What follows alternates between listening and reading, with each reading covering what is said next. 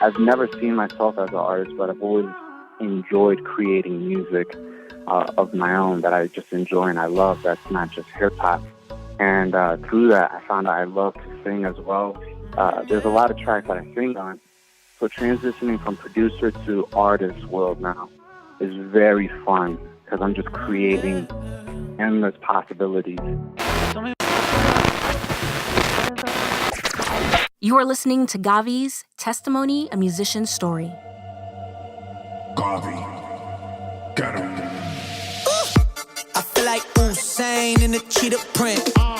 Talk fresh game, I don't need a minute. R.I.P. the game, I need a minute. Lecrae, Trip Lee, Rhema Soul, and Social Club. They all have one thing in common. Super producer Gawvi. For years, he has produced bangers for top Christian artists. Fans would get excited every time they would hear Gawvi, Get 'Em, as the opening credits on a track. On September 23rd, 1988, Gawvi was born in Bronx, New York. He, his parents, and older sister later moved to Fort Lauderdale, where he was raised. Not only did he grow up in a Christian household, but his father was a pastor, and his mom helped out with pastoral duties as well. Okay, let's proceed with it. I'm in the house, got the deed with it. These bozos always sneak this and they taking shots. I'ma keep with it like no, this league business. Who you really know? I've been moving under O's. Yeah, my connect is way up. I don't keep it on the low. So tell my fam I'll be okay. I sleep right where that Reaper play. Even if I DOA, I wake up and I see glory. Excuse my friend, she will play. Ain't no bench, we don't play. You might catch me on the A and the verse like Salt Bay. We were there every single day, and it was just tiring. You know, as a young kid, you just want to have fun. So you find you fun at church somehow. So yeah, that was a lot of my life in the beginning, just being at church 24/7 and getting to see a lot of the ins and outs of how a church is run. It's a lot of work. Although Gawvi was raised in the church, he didn't discover Christ for himself until he was in high school. You know, high school is that time where you're really trying to figure out identity, getting validation from people.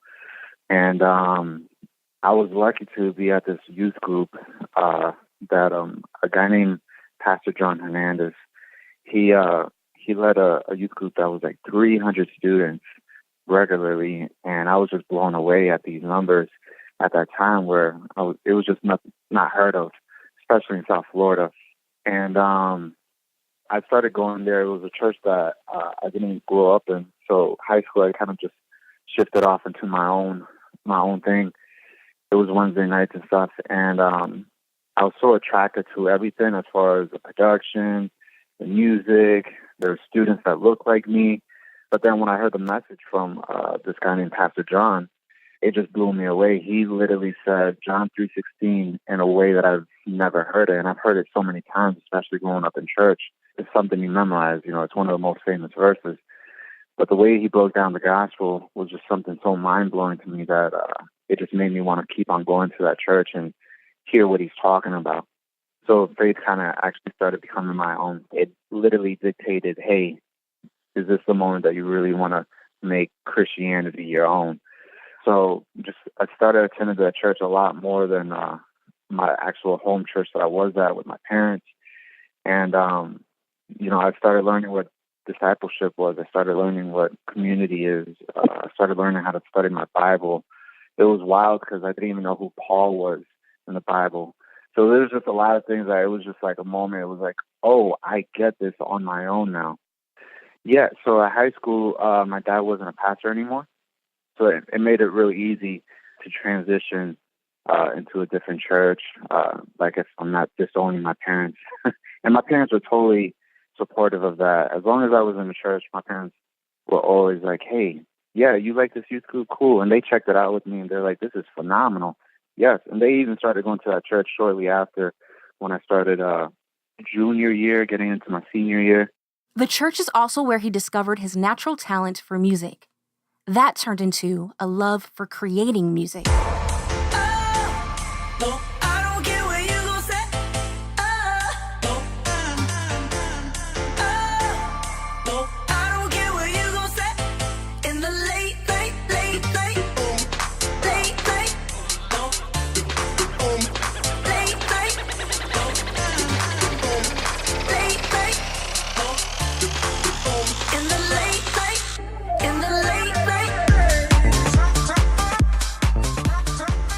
again, me growing up in church, you find all these things to do, and sometimes you get in trouble doing all these random stuff. And there was times where I would just see the keyboard and the drums, and I would just go and touch them and pretend I could play. But through that, I was able to fall in love with music and wanted to ask a lot of questions to the band members there. So they started putting me on keys to like teaching me, and eventually my mom was like, I see something that's sparking in you. Let me buy you a piano. So she bought me a piano probably when I was like 9 or 10. And ever since that moment, I just fell in love with music. So I was just always playing the piano, always trying to play the drums. And then I was always surrounding myself with dudes that were in the music world, whether it was, worship team members at a church or guys I knew at school that were just doing rap music. I was just always surrounding myself with music, and I just knew it was something I wanted to do for the rest of my life. Not only did Gawvi meet Christ in high school, but he also became best pals with a goofy kid named Martin. Martin is now Marty, half of the Christian hip-hop duo Social Club.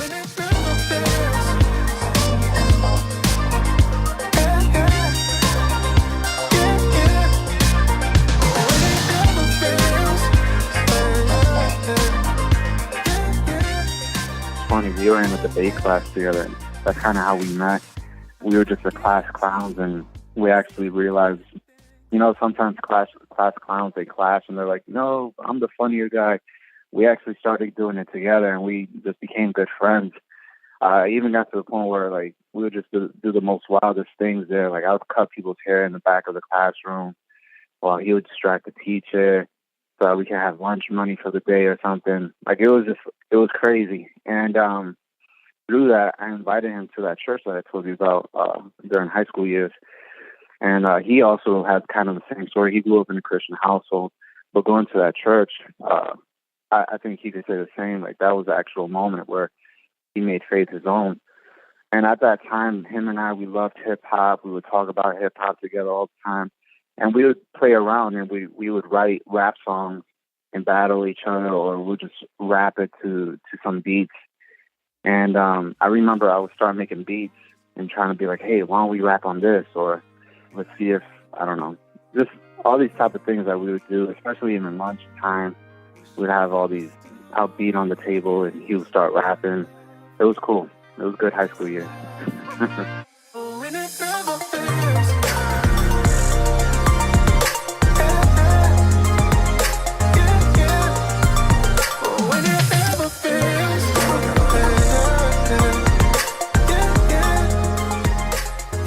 Gawvi is currently on the Misadventures tour with Social Club.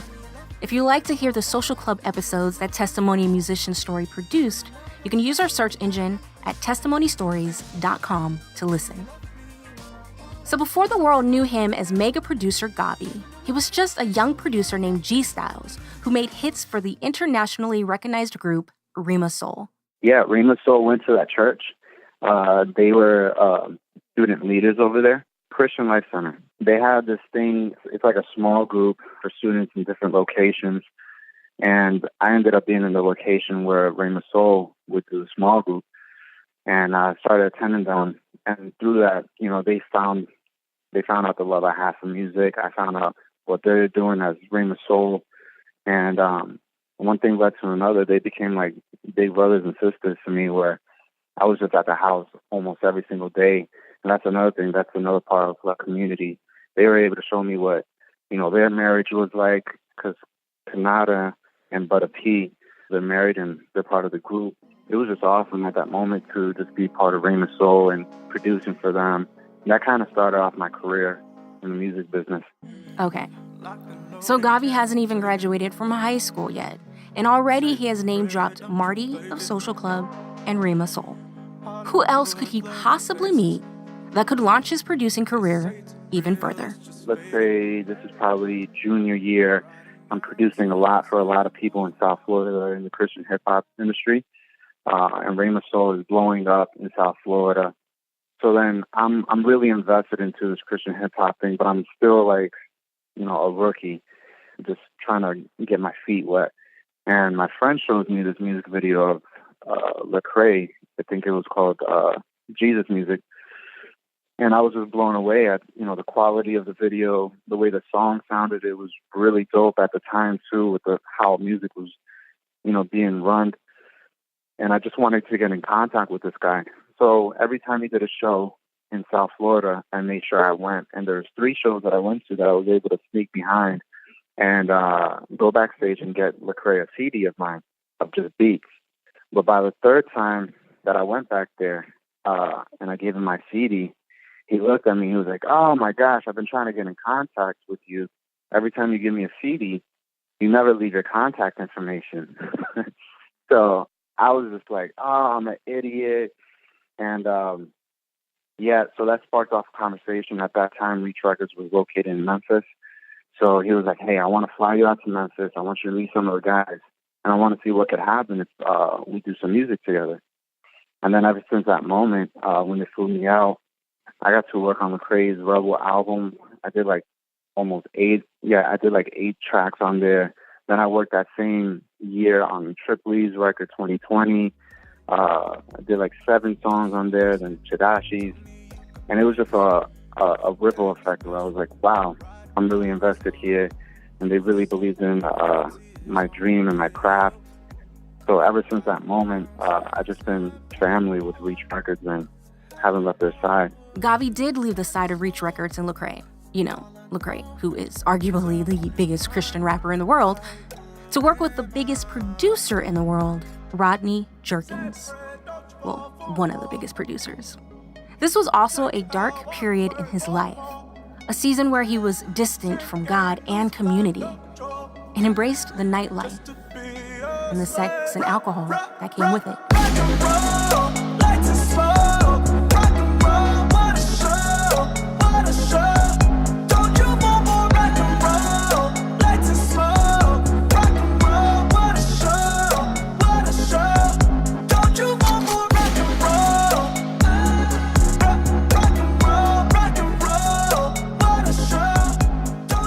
I was about 22, and like a lot of people that are trying to run after their dreams, you go to LA, and that's where all dreams are made true in the industry.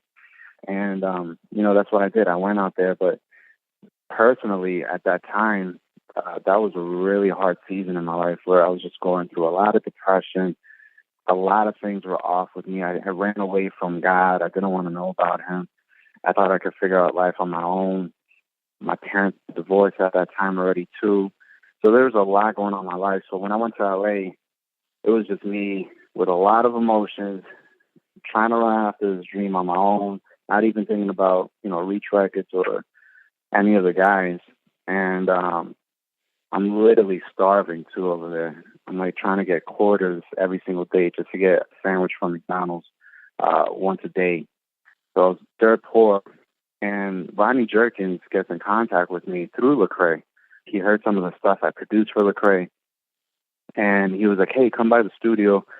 I want to get to know you." So I went to the studio. These words I'll never forget from Rodney. He goes, "I need more guys like you around me, guys that are talented but also are Christians and believers." And I remember that day like it was yesterday. In my head, I'm looking at him. I'm like, you have no idea what's going on in my life. But yeah, I could play the Christian role for you. So I take the job, and he gave me a room at a studio to produce. And it was just mind-blowing just to be in his presence while he's creating. If you know anything about Rodney Jerkins, he's created some of the biggest hits for like Whitney Houston, Michael Jackson, Justin Bieber, Sierra, Beyonce, just the list goes on. And to be in that room with just a straight hip-hop background, but still loving pop music, I'm trying to learn how to do pop music. I'm learning from this guy, the king of pop. So those were great years. I think I stayed there for like 2 years while I was at Rodney Jerkins' studio, just creating and getting to meet people. I got to meet a whole bunch of celebrities because this studio just had so much traffic. From Rodney Jerkins' studio time, God really worked in my life throughout those 2 years, especially me just being like, all right, I hit rock bottom. I started praying a lot more. I started getting invested in local churches a lot more, and then dudes that were from the church really invested a lot into me, which was amazing. And it really was a life-changing moment within those 2 years, spiritually, health-wise, and then, talent-wise. I was learning from Rodney Jerkins. And then within those 2 years, too, I met my wife in Cali, and we started dating. And, I just started putting on my big boy pants, let's say that. Getting closer to 25, I got to get my life together. And I started talking with the CEO from Reach Records, Ben, just talking about how is Reach Records, laughing about memories, talking about what's going on music-wise, showing him music that I'm making. Great conversations. And then, he kind of said, would you ever come to Atlanta? And at that time, they're located in Atlanta. And I said, Atlanta doesn't even, I've never even thought of going to Atlanta. You're talking about dudes born in New York, raised in South Florida, where it's tropical weather, beautiful beaches. Then you go to Cali, LA life, beautiful beach weather. Then you go to Atlanta, and it's just a different world for me that I've never been part of. But God spoke, and, Ben, he offered an opportunity where I could be an in-house producer, first time ever doing a pub deal. And I said yes, and I got married, and then I moved there probably in 2013. Yeah, wow, time is flying. 2013, I moved to Atlanta. I joined Reach Records officially. Gawvi became the in-house producer for Reach Records, which eventually led him to becoming an official Reach Records artist. Break my heart tonight. Tell me what you feel. I wanna know the deepest parts of your heart. I wanna know you more. I wanna know you more. Take me to that place. Surround me by your grace. Wake me up inside and lead my soul. I wanna know you more. I wanna know you more. As I'm producing at Reach Records around, the beginning of Music Producer Only, 2013, I'm creating all these great songs, doing a lot Anomaly, doing Triple E's Rise album. And then I'm also producing pop music on the side because I have such a huge passion for EDM stuff. And, Ben Washer, the CEO, he's hearing it, and he's like, this is amazing stuff. What is it for? And I'm like, I'm just creating it. And he's like, well, keep on creating it. I want to hear more. And at that time, EDM is huge. You have Martin Garrix, Calvin Harris. A lot of these producers' faces are becoming the forefront face now of just being the artist instead of just being the background. Even DJ Mustard at that time, he's just a producer, but it was just Mustard on the beat everywhere. You just saw his face. These people were becoming the artists. So I kind of started seeing maybe I could do this and maybe I could be an artist. So Ben and I, we started talking, we started showing music. And then it turned out to be that I signed a deal with them to be an artist. And I've never seen myself as an artist, but I've always enjoyed creating music of my own that I just enjoy and I love. That's not just hip hop. And through that, I found out I love to sing as well. So like on this new album, We Belong, you'll hear me singing a lot more on rock and roll. You hear me there. Never Fails. My song that I wrote for my daughter, Gianna. There's a lot of tracks that I sing on. And so transitioning from producer to artist world now is very fun because I'm just creating endless possibilities. I get very inspired by like guys like Pharrell and Kanye West, where they're able to do whatever they want. Pharrell could sing on a song. He could just produce a song. He can go from one of the most hoodest songs, Clips, Grimy, and then go to a different market and just create the song Happy. And it's two bipolar opposites. And that's what I want to be. I want to be a creator. I want to be known as Gawvi, not just a trap producer or the producer.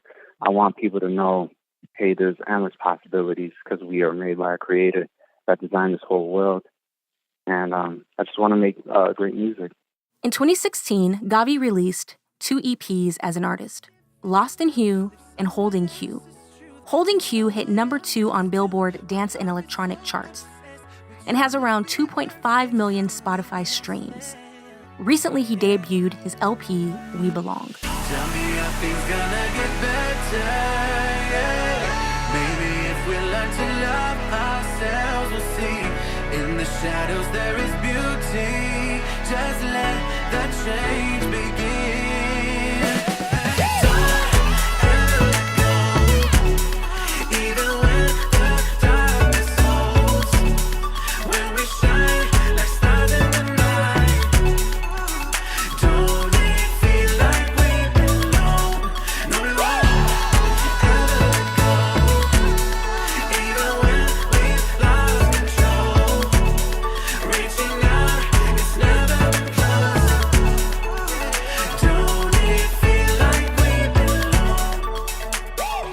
The album is super energetic and fun, and then hits a lot of emotions as well. It's definitely a Christian album, without a doubt. You can't even question that when you hear it.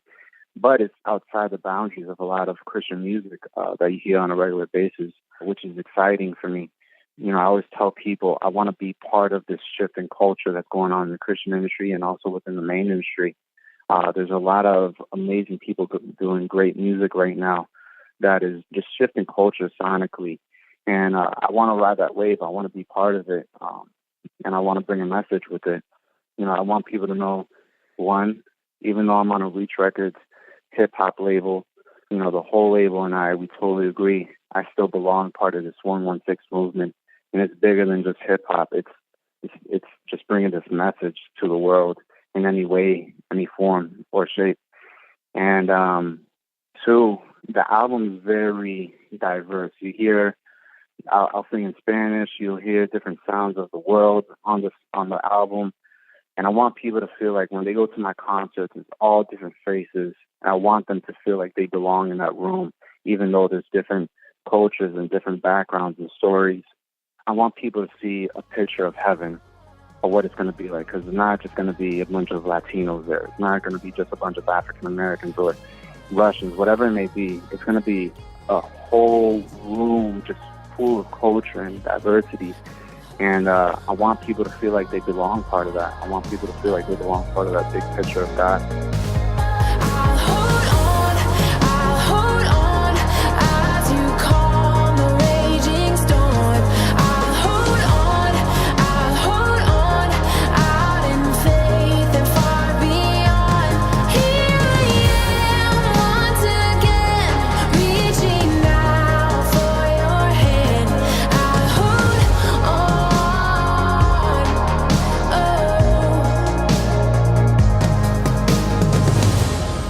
Thank you for listening to Testimony, a musician's story.